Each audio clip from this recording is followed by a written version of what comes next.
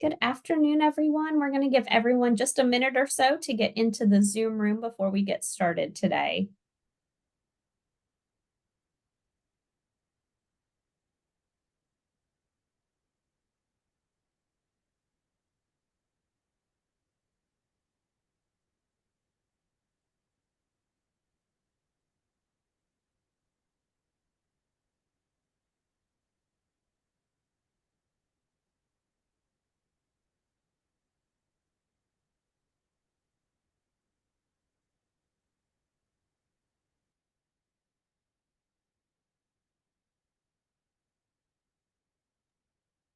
Okay, it is 12:02, so I think we will go ahead and get started.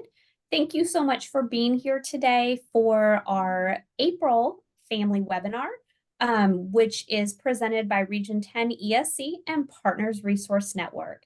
Today's topic is dyslexia updates for this school year, and we are so happy to have Amy Davenport with us today. She is the Regional Dyslexia Consultant here at Region 10 ESC. And so at this time, I am going to turn it over to her and let her begin. Thank you, Amy.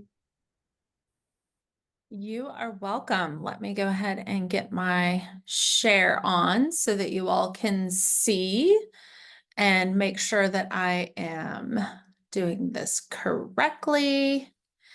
I've got all my screens all in a line, just making sure that I am good to go. So thank you for joining me. My name is Amy Davenport. This is my current contact information. You are more than welcome to reach out to me. Today we're going to talk about our updates that we've had, and we've had a big update year since it was a legislative year. So we're just going to talk just real quickly about the House Bill 3928. This was signed into law on June 10th, 2023. This bill is applied at the beginning of the 23-24 school year. So we have been working through in schools trying to apply the guidance within the law for our 2023-2024 school year, which is this school year. It prompted changes to the Dyslexia Handbook update that the State Board of Education was working on. It also prompted updates by TEA to the question and answer documents and anything housed in the appendix. We've been working through a TEA FAQ to help guide us and for this school year so that the State Board of Education had the time to make sure that they made the appropriate updates. TEA also modified the Appendix A to retain only the questions and answers that are likely unaffected by the future handbook changes. On Friday, April 12th, 2024, this is about 2 weeks ago, the State Board of Education gave final approval to the revisions to this Texas Dyslexia Handbook. And if you click on the link, you can see the handbook that it will be published once it goes to the Texas Registry. On April 11th, the State Board of Education Committee on Instruction, chaired by Dr. Andrea Young, approved the handbook revisions with changes that were presented to TEA and based on the public comments. The public comment period was open from March 1st to April 1st. Though the version of this handbook has not been publicly posted, it will be very quickly. The new handbook will go into effect 20 days after filing with the Texas Registry. We're looking at an effective date of June, potentially July 1st. But you can read what will be published at this link here on my slide that says here. And if you look at, it'll say Texas Dyslexia Handbook. It's no longer a draft. You can see the changes that were made and the additions. Additions will be underlined, changes will be strike through. Also on this page, you will see that there's House Bill FAQs. You can see what we are currently doing in implementation. It is both in English and in Spanish, as well as the overview of special education form that was created in response to this particular bill. You also can see the appendixes and a brief video of the bill as well if you need more detailed information. So just so that you kind of know what we're going to talk about today, we're just going to be covering the updates to the Texas Education Code that were affected by the passage of House Bill 3928. Additionally, we will look at those potential dyslexia handbook.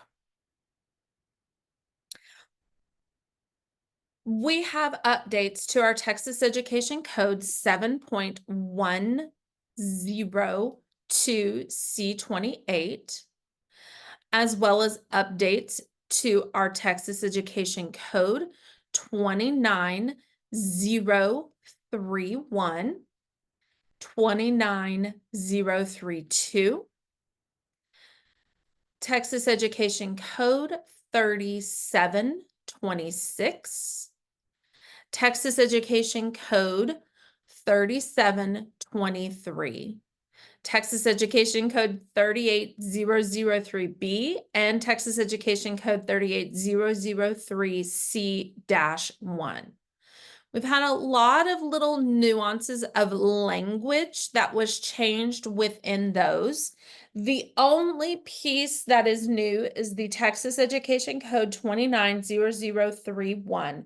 That was created in order to properly implement House Bill 3928, and we'll talk just a little bit more about that in a moment.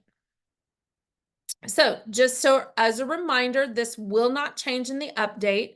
We do have our what dyslexia is in Texas. Our code defines dyslexia, as well as our additional updated International Dyslexia Association definition. Dyslexia is a neurobiological difference in how the brain processes language and match oral language with written language. People with dyslexia have trouble matching letters that they see on the page with the sounds those letters and combinations of letters make. And when they have trouble with that step, all the other steps are harder. So let's get into primary characteristics. So we don't want to let these go away. These are our primary characteristics. That has not changed with the House Bill 3928. Students who have reading and spelling difficulties in the areas of reading words in isolation, accurately decoding unfamiliar words, fluently, or accuracy. Reading out loud, fluently and accurately, and spelling. The House Bill 3928 overview gave us, as a result of this legislation, it gave us some terminology and definitions for terminology that we did not have prior to House Bill 3928. So let's take a look at the terms that have been defined within House Bill 3928 and are listed out in the FAQ. Children with disability is defined, the Dyslexia Handbook, as well as evidence-based dyslexia programming was defined. We took out, as a result of this, standard protocol dyslexia instruction. That terminology was eliminated, and it's all now called evidence-based dyslexia program or instruction. The definition of local education agency, which is any district or public charter, what the parent is, who the provider of dyslexia instruction is, what is specially designed instruction, and standard protocol dyslexia instruction elimination. With this House bill, the bill modifies Texas Education Code 7.102 and states that the SBOE program currently defines the Dyslexia Handbook update may not include distinction between standard protocol dyslexia instruction and all other forms of direct dyslexia instruction, including specially designed instruction. This means that admission, review, and dismissal or ARD committees will continue to determine the type of instruction a student needs without distinction between specially designed instruction and standard protocol dyslexia instruction. The SBOE has until June 30th to make these changes. Local education agencies need to operate as if there are no longer a distinction. Also, with the House bill, we have the creation of Texas Education Code 290031. A, dyslexia and related disorders is added to the subchapter A, chapter 29, and states in part that dyslexia is an example of and meets the definition of specific learning disability, SLD, under the Individuals with Disability Education Act. As a reminder, the current dyslexia handbook states that identification of dyslexia meets the first prong of eligibility for purposes of IDEA. As a student with a specific learning disability and basic reading and/or reading fluency, the addition of this language in the education code ensures that dyslexia does not otherwise have to be described formally as a learning disability in basic reading or reading fluency, and therefore meets the definition of specific learning disability. In addition, Texas Education Code 290031 states that if a district suspects or has reason to suspect a student has dyslexia and may be a student with a disability under IDEA, the school district must provide parents and guardians with a form developed by the Texas Education Agency explaining their rights under IDEA that may be additional to those rights under Section 504. Comply with all federal and state requirements, including the Dyslexia Handbook regarding any evaluation of students, and if the student is to be evaluated for dyslexia or a related disorder, evaluate the student in all other areas of suspected disability. TEA has created the required form for school districts to use, and it can be found on the TEA Dyslexia and Related webpage. Texas Education Code 290031B states the multidisciplinary evaluation team and ARD committee must include at least one member with specific knowledge of the reading process, dyslexia and related disorder, and dyslexia instruction. The member must hold a licensed dyslexia therapy license under Chapter 403 Occupation Code. If that person is not available or does not exist in the district, the next step is to have the person hold the most advanced dyslexia related certificate issued by association recognized by the SBOE. Those are currently found on page 45 of the Dyslexia Handbook. If neither of these employees exist within the district or are available, the member must meet the training requirements adopted by the SBOE. This is another requirement of SBOE.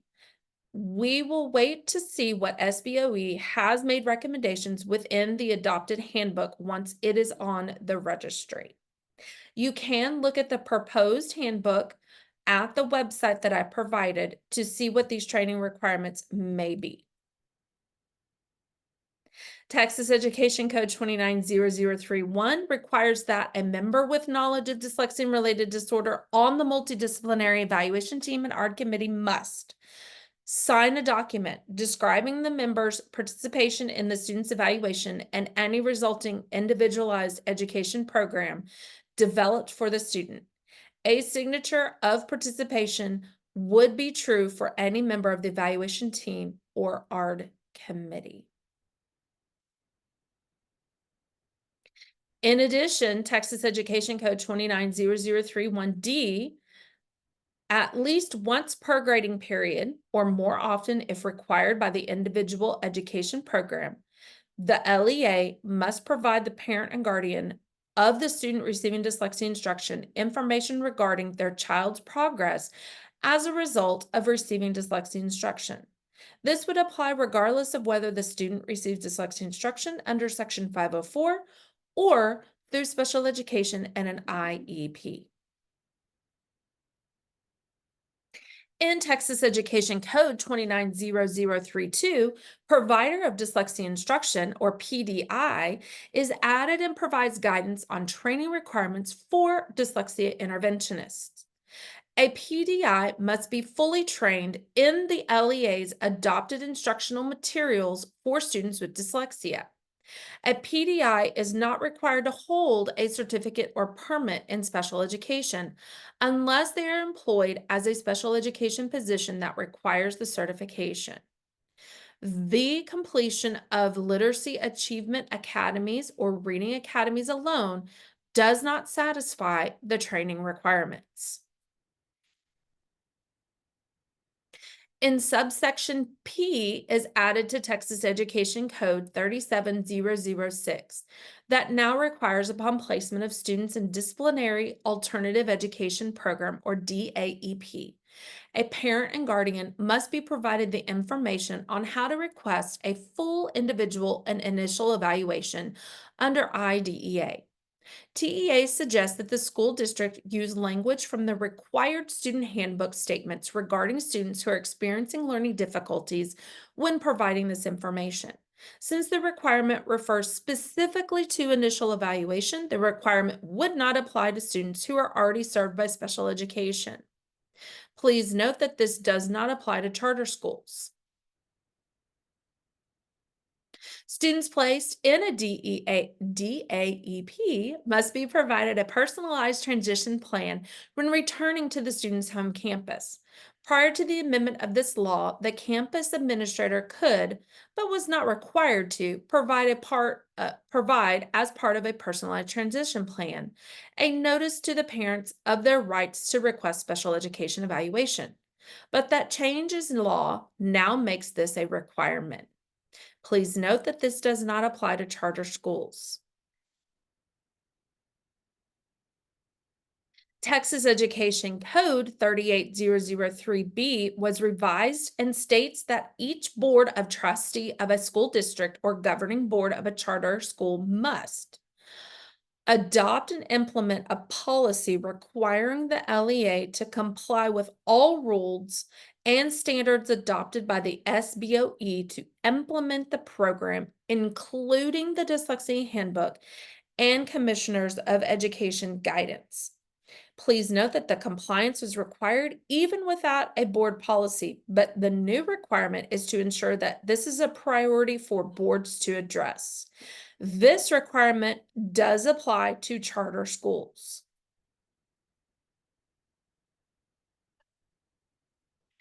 In addition, Texas Education Code 38003C1 is revised to require TEA to create procedures through the rulemaking process to allow TEA to seek out parental input on school districts' implementation of the dyslexia program as a part of the agency's dyslexia monitoring process. This bill does apply for this school year. This means that the school district must begin implementing the bill on the first day of instruction of their 23-24 school year. The SBOE must revise the handbook by January 30th, 2024.